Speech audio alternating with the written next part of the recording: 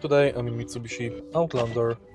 In this video I'll show you how to manage automatic gearbox. Take a look in the center of the car. Right here we've got the gearbox shifter. To switch from parking to reverse, neutral, drive or low, press brake and then simply pull the gearbox shifter.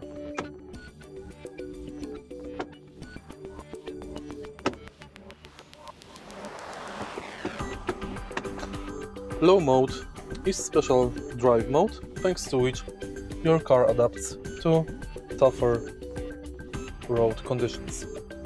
If you find this video helpful, please like, comment and subscribe.